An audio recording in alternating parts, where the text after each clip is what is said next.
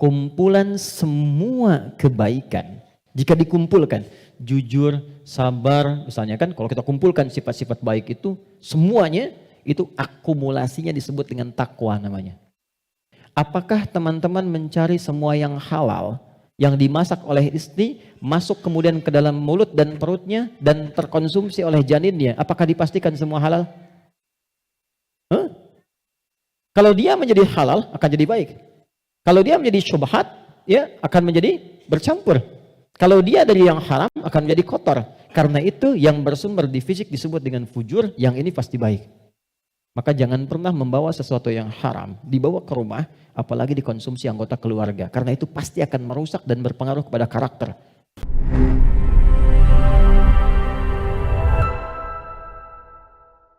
Secara singkat, simpan saja dulu malaikat, simpan jinnya dulu, abaikan iblisnya. Kita fokus ke sini dulu.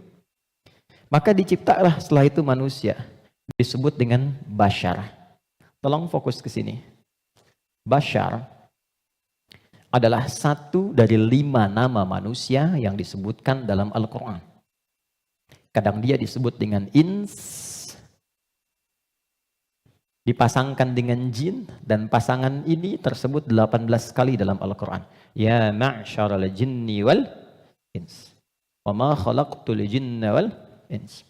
Kadang dia disebut dengan insan, 65 kali disebut dalam Al-Quran, bahkan ada surah ke-78, surah Al-Insan. Hal ata 'alal insan. Kadang disebut dengan Bani Adam, 7 kali disebut dalam Al-Quran. Ya Bani Adam, untuk menunjukkan keturunan. Kadang disebut dengan Nas, An-Nas, 241 kali disebutkan dalam Al-Quran. Dan ada surah ke-114, surah bagi semua umat Islam paling favorit di muka bumi. Qul a'udzu birabbin nas. 5 nama. Uniknya, setiap nama dalam Al-Quran menunjukkan fungsi tersendiri bagi kegiatan manusia. Contoh, kalau ingin menunjukkan kelembutan dan karakter keramahan pada manusia dan penampakannya, maka yang disebutkan kata ins. Lalu disebut lawannya jin. Jin disebut jin karena tersembunyi, nggak nampak. Lawannya ins nampak. Karena itu jin fitrahnya nggak nampak, nggak bisa ada yang lihat jin. Ingat ini ya, kalau ada yang mengatakan saya bisa melihat jin, hanya jin yang mampu melihat jin, maka orang itu sedang kemasukan jin. Ingat itu, ya. Maka sifat jin itu nggak bisa dilihat oleh manusia, tersembunyi. Makanya kalau ada jin melakukan penampakan, itu jin sedang punya masalah. Ya. Karena keluar dari fitrah. Apalagi manusia-manusia yang sedang cari-cari penampakan jin. Hati-hati ya. Oke. Sebaliknya, jin tersembunyi, manusia nampak. Fitrahnya tampak. Ketemu nampak, salaman, senyum. Jadi kalau ada manusia yang suka sembunyi-sembunyi, suami pulang ke rumah sembunyi-sembunyi. Ada pintu depan, dia naik lewat jendela. Dia buka WA, istri, ambil handphone suami, sembunyi-sembunyi. Cek dan sebagainya. Ini menunjukkan bahwa suami itu sedang bukan menjadi jin, sedang ada masalah. Gampangnya begitu. Biasanya papasan enak, sekarang cari jalan lain. Itu pasti sedang punya masalah. Itu fitrah. Ya. Yang kedua, jin kasar. Karena itu disebut jin. Manusia lembut. Karena itu, tampilan karakternya selalu lahir sifat kasar. Gak ada orang misalnya, maaf, kemasukan jin jadi lembut. Gak ada. Mas Dude izin pengen ikut kajian, sedang kemasukan jin, itu mustahil. Biasanya dia meracau. Nah manusia itu karakternya lembut. Makanya saking lembutnya Allah tanamkan kecintaan kepada anak yang baru dilahirkan. Anak siapapun itu. Orang pasti senang. Pengen gendong, pengen cium dan sebagainya. Pertanyaannya, kenapa kok tiba-tiba kata-katanya bisa menjadi kasar? Perilakunya kok jadi keras? Padahal ketika lahir, dia dalam keadaan baik. Maka nanti babnya tersendiri. Ada bab tentang lingkungan, bab tentang orang tua, perhatian dari saudara-saudarinya. Kullu bauludin yuladu 'alal fitrah fa'abawahu. Lingkungan, bisa orang tua, bisa teman, bisa sekolah dan sebagainya. Oke. Insan tidak disebutkan kecuali menunjuk pada manusia yang terkait dengan totalitas aktivitasnya dari bangun tidur sampai tidur lagi. Jadi, kalau Anda menginginkan belajar tentang manusia dari sudut pandang akhlak, pelajari kata ins. Kalau Anda ingin belajar tentang manusia yang menata kurikulum hidupnya, apa yang harus dilakukan saat bangun? Bagaimana menata hidup dengan panduan-panduannya. Anda mau jadi apapun silahkan. Nanti di Quran ada panduannya. Dari bangun tidur sampai tidur lagi. Keluarkan semua kata insan dalam Al-Quran. 3. Kalau kita ingin melihat genealogi kita dan perjalanan sejarah kehidupan bapak moyang kita dari Nabi Adam sampai ke Rasulullah SAW yang jadi petunjuk untuk kita, maka temukan di kalimat Bani Adam. Jika Anda ingin belajar tentang bagaimana membangun hubungan yang baik secara sosial dengan teman, dengan lingkungan, dengan tetangga dan sebagainya, maka keluarkan semua kata nas dalam Al-Quran. Tapi kalau Anda ingin belajar tentang menata nafsu yang ada dalam jiwa setiap manusia, maka keluarkan kata bashar dalam Al-Quran. Disebutkan sebanyak 35 kali dalam bentuk tunggal dan sekali dalam bentuk dual. Nah, ketika Allah menyampaikan pertama kali penciptaan manusia, yang disebutkan kalimatnya bashar.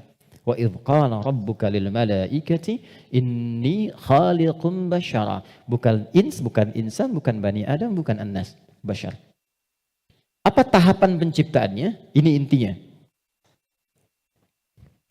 Wa idh qala rabbuka lil malaikati inni khaliqum basharan min salsalin min hama'in masnun fa idza sawaituhu. 1. Membentuk manusia, mencipta manusia ada 2 tahapan kata Allah. Pertama fisiknya dulu. Maaf, ini secara teori dulu ya. Baik. Fisiknya dulu. Jadi yang dibentuk berproses, fisik nanti berlangsung selama 4 bulan dalam kandungan. Alhamdulillah. Ini detailnya ditemukan. Misal di Quran surah ke-22 Al-Hajj di ayat yang kelima, atau di Quran surah ke-23 Al-Mu'minun dari ayat ke misalnya 11 sampai dengan 15. Hadisnya di Al-Arba'in An-Nawawiyah nomor hadis yang keempat. Contoh, saya cepat bacakan. Inna ahadakum yujma'u fi batni ummihi arba'ina yawman nutfah. Setiap anak cucu Adam sebelum terlahir dari rahim ibundanya akan mengalami proses selama 40 hari pertama pertemuan spermatozoa dengan ovum, proses. Thumma yakunu mithla dzalika 'alaqah. 40 hari yang kedua membentuk zigot yang mulai menempel di dinding rahim, mulai berproses. Thumma yakunu mithla dzalika mudghah. 40 hari ketiga berbentuk mulai ada daging keratan, mudghah. Sekarang di kurikulum kedokteran di fase modul awal, namanya modul tumbang, tumbuh kembang, itu sama, diksinya sama, menggunakan kata mudghah. Pernah ada anak dari UIN kedokteran datang ke saya, Ustaz saya minta belajar. Saya bilang, Anda dari mana? Kedokteran. Berikan dulu semua modul Anda ke saya untuk saya pelajari dan saya belajar dari Anda, baru kemudian Anda boleh belajar dari saya. Maka saya temukan di antara modulnya ada kata mudghah di dalamnya. Baik, itu usia 4 bulan, 40 hari ketiga. 40 kali 3, 120 hari, 4 bulan. Thumma yursalu ilaihil malak fayanfukhu fihi ruh. Ini poinnya. Di usia 4 bulan ini, barulah diperintahkan oleh Allah ditiupkan roh. Karena itu kalau ada yang tengah mengandung, usia 4 bulan, itu rohnya sudah masuk. Ya? Dan di situ nanti ada tuntunan. Bagaimana mendidik anak sejak dalam masa kandungan. Kami pernah share ini di hari Quran dan dipraktekkan. Alhamdulillah begitu anaknya mulai bicara yang keluar Quran. Dan setelah itu dicek kemudian oleh ustadz yang mengecek ternyata telah hafal Quran 30 juz. Dalam baru bicaranya itu. Lalu diurutkan 3 tahun usia hafalan, 3 tahun usianya hafal Quran 30 juz. Di antara amalannya Quran surah ke-7 ayat 189. Falamma taghasyaha hamalat hamdan khafifah famarrat bi, sampai ke ujung ayatnya da'amallaha rabbahuma la in ataitana salihah lanakunanna minasyakirin. Jadi kalau ada yang sedang mengandung, di antara sunnah membacakan untuk anak itu suami istri. Bukan hanya istri saja, suami saja. Suami istri berdoa, itu doanya ada di Quran surah 7 ayat 189. Satu ayat ini saja. Ya, secara singkat. Saya agak cepat, roh ditiupkan. Nah, roh ini sumber kehidupan. Saya mau tanya begini, maaf ya, ini saya sederhanakan sekali. Kalau roh sumbernya dari mana? Halo? Roh sumbernya dari mana? Allah, oke? Baik, sumbernya dari Allah. Tahu dari mana? Quran surah ke-17 ayat 85. Wa yas'alunaka 'anir ruh, qulir ruhu min amri Rabbi. Karena roh sumber kehidupan langsung yang ditiupkan pada fisik. Jadi generator kehidupannya di sini. Kalau nggak ada roh, nggak akan bergerak gini. Makanya orang meninggal, dicabut rohnya, sudah nggak bisa bergerak lagi. Nah, sumber roh itu sumber kehidupan dari Allah. Baik, sekarang saya tanya, kalau Allah maha baik tidak? Ada aibnya tidak? Ada cacatnya tidak? Lihat, kumpulan semua kebaikan, jika dikumpulkan, jujur, sabar, misalnya kan, kalau kita kumpulkan sifat-sifat baik itu, semuanya itu akumulasinya disebut dengan takwa namanya. Karena Allah itu maha baik, gak ada cacatnya, maka semua yang bersumber dari Allah pasti semuanya baik. Dan membawa sifat-sifat kebaikan. Perhatikan, fokus. Roh ini ketika ditiupkan, masuk ke dalam fisik manusia usia 4 bulan, dia membawa sumber-sumber kebaikan. Karena datangnya langsung dari Allah, diperintahkan masuk, maka membawa akumulasi kebaikan. Maka selain roh ini masuk ke dalam fisik, dia juga membawa potensi-potensi kebaikan yang disebut dengan takwa. Ini, fa'alhamaha fujuraha takwa. Pelan-pelan. Kalau fisik ini langsung dari Allah atau ada proses dulu? Terbayang nggak maksudnya? Kalau roh itu kan langsung kan? Allah firmankan, masuk kan? Kalau fisik langsung tercipta ada proses dulu? Proses. Tadi kan sampai 4 bulan demikian, sebelumnya ada proses dan sebagainya. Proses kan? Karena proses didahului dengan ikhtiar, maka tidak sama sifatnya dengan takwa. Dia membawa sifat bawaan disebut dengan fujur. Sekarang perhatikan, saya ilustrasikan. Bismillah. Ini ada gelas. Oke, kosong ya. Ini kalau kalau saya isi air bening, ya kosong kan?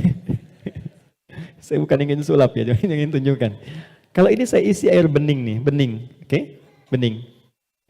Lalu saya campur dengan kopi. Jadi apa warnanya? Oke, berubah warna kan, intinya hitam misalnya. Saya kasih susu, berubah warna kan? Baik ya? Maka perhatikan baik-baik. Kalau kita ilustrasikan, ini ada tempat, dimasukkan kemudian air bening. Gambarkan yang bening itu takwa ini. Jelas? Takwa itu tadi sifat yang melekat kepada apa? Roh, masih ingat? Kemudian dia bercampur dengan ini, sifat bawaan dari fisik. Kenapa saya sebut tidak langsung dari Allah, tapi melalui proses ikhtiar yang Allah tetapkan? Karena maaf sekali. Kenapa namanya disebut fujur? Karena ini berkumpul segala macam bentuk di sini.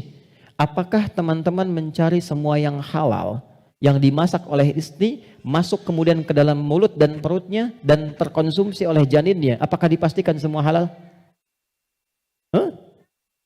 Kalau dia menjadi halal, akan jadi baik. Kalau dia menjadi syubhat, ya akan menjadi bercampur. Kalau dia dari yang haram akan menjadi kotor. Karena itu yang bersumber di fisik disebut dengan fujur, yang ini pasti baik. Tadi saya katakan, kalau campurannya susu, bening, bagus, nyaman. Tapi kalau campurannya kotor, lumpur dan sebagainya, maka jadi bermasalah. Maka jangan pernah membawa sesuatu yang haram, dibawa ke rumah, apalagi dikonsumsi anggota keluarga. Karena itu pasti akan merusak dan berpengaruh kepada karakter. Karena masuknya ke sini. Itu pasti tuh. Pasti. Pernah ada riset begini, ini saya langsung lakukan. Saya baru pulang dari Tripoli, mengajar di satu tempat di Bekasi. Kemudian tiba-tiba ada anak yang tidak biasa. Ini menarik ini. Anaknya unik sekali. Tapi ibunya solehah. Rajin, bapaknya solehah. Bapaknya soleh, ibunya solehah. Jadi rajin ke majelis ilmu dan anaknya unik. Nah, qadarullah alhamdulillah bertahan dengan kami itu sampai selesai belajar. Ibunya tiba-tiba datang. Alhamdulillah Ustaz katanya. Anak saya bisa bertahan. Emang kenapa Bu? Tidak pernah dia bisa bertahan di satu tempat. Baik di pengajian apalagi di sekolah. Kecuali setelah 5 menit gurunya akan datang mengantarkan ia kepada saya. Mohon dibawa pulang. Karena kami tak sanggup mengajarinya lagi. Nah tanpa saya tanya ibunya cerita. Ustadz izin konsultasi. Sebetulnya ini saya adopsi. Karena dulu kami mencoba menyelamatkan, saya bekerja sama dengan kawan saya yang public figure juga perempuan, menyelamatkan 2 anak kembar dari perilaku orang tua yang ayahnya pencuri, ibunya suka mabuk. Jadi begitu sedang mengandung, ibunya masih minum minuman yang diharamkan itu. maka itu berpengaruh kepada janinnya, lahir ia. Nah, mengeluarkan itu nggak mudah tuh, karena sudah menjadi daging. Maka harus disupport lagi dengan yang halal, ditanamkan lagi yang baik-baik supaya keluar itu. Nanti ada tahap yang ringan, tahap yang menengah, tahap yang paling susah. Tapi itu semua ada caranya untuk mengembalikan. Yang ingin saya gambarkan adalah, hati-hati kita ilmiah sekali hari ini. Ini bawaan dari gabungan fisik sifatnya fujur, yang ini roh membawa sifat takwa. Karena takwa yang bening bercampur dengan fujur, maka merubah keadaan roh. Yang tadinya murni seperti biasa, karena roh membawa sifat takwa, nyampur jadi ini, bercampur dengan fujur. Maka merubah nama roh kemudian menjadi nafas. Pelan-pelan, pelan-pelan. Kalau roh saja yang dibawa sifat takwa, udah pasti baik tuh. Tapi karena dia bercampur dengan ini, yang bahannya banyak tuh, ya, dan sifat fujur, maka berubah nanti dari sifat yang takwa ini bercampur dengan fujur, merubah nama roh saat masuk ke dalam tubuh, berubah menjadi nafas. Dari sini diserap ke dalam bahasa Indonesia menjadi nafas. Ya, maka dikatakan seseorang bisa bernafas ketika rohnya masuk. Tapi dalam keterangan Al-Quran bukan cuma bisa nafas, di situ akan tergabung takwa, potensi yang dibawa oleh roh sebagai sumber kebaikan. Di sini ada fujur, potensi yang dibawa oleh fisik, ya, yang kadang-kadang menjadi lawan daripada sifat kebaikan. Pelan. Sampai di sini bisa dipahami? Artinya apa? Artinya, maaf, di dalam diri kita ini, siapapun manusianya, pasti ada potensi kebaikan. Ini sifat dasar manusia itu baik. Itu sifat dasarnya. Nggak ada yang nggak baik. Makanya, maaf, sepencuri-pencurinya pencuri, sebetulnya hatinya menolak. Ketika akan mencuri, pasti hatinya menolak itu. Itu salah. Karena itu pencuri nggak mau dicuri. Coba kalau 3 orang mencuri, yang satu misalnya menyembunyikan hasil curiannya, maka bosnya akan berkata, maling kamu. Padahal mereka baru maling gitu kan. Ya? Oke. Pelan-pelan ya. Jadi singkatnya, di dalam diri kita terkumpul semua potensi kebaikan yang dibawa oleh roh. Dan saat yang bersamaan, ada potensi yang dibawa oleh fujur dari fisik. Ada di sini, ini lawannya. Nah, yang menarik begini, ini potensi takwa ini, akumulasi semua kebaikan, kita sebut dengan sumber positif, gini. Yang ini, didesain oleh Allah sebagai lawannya, kita sebut kutub negatif, begini, fujur. Pelan-pelan ya. Dan ini sudah menjadi hikmah kehidupan. Apapun yang bisa bergerak akan selalu ditemukan positif dan negatif. Anda beli robot-robotan pakai baterai, pasti ada kutub positif dan negatif kan? Ya kan? Proton dan neutron. Dalam proton nanti ada neuron dan macam-macam, ada partikel, ada atom dan sebagainya. Jelas ya? Ini semua hukumnya sudah begitu. Ini hukum kehidupan. Tapi kaitan dengan diri kita, ini yang harus kita sadari. Saya turunkan ke sini untuk lebih mudah. Nafas. Di sini ada takwa. Semua kumpulan sifat baik, jujur, rendah hati, kemudian sabar, dan seterusnya. Saat yang bersamaan, di sini ada lawannya, sifat fujur. Jadi kalau teman-teman di sini menemukan jujur, di sifat fujur itu ada dusta. Kalau di sini ada rendah hati, di sini ada sombong. Kalau di sini ada sabar, di sini ada sifat amarah yang berlebihan, pemarah. Nah, kita mesti menyadari setiap manusia itu punya potensi jujur, tapi saat yang bersamaan punya potensi dusta. Dia punya potensi rendah hati, tapi saat yang bersamaan dia bisa sombong. Nah, yang paling menarik adalah bagaimana kita bisa mengendalikan ini sehingga yang keluarnya selalu yang baik. Dan yang ini bisa kita tutup, bisa kita tekan sehingga tidak muncul ke permukaan. Nah, inilah inti pembahasan kita yang akan kita turunkan. Saya ingin fokuskan betul pada apa yang akan saya terangkan saat ini. Sekarang kita mulai ke intinya.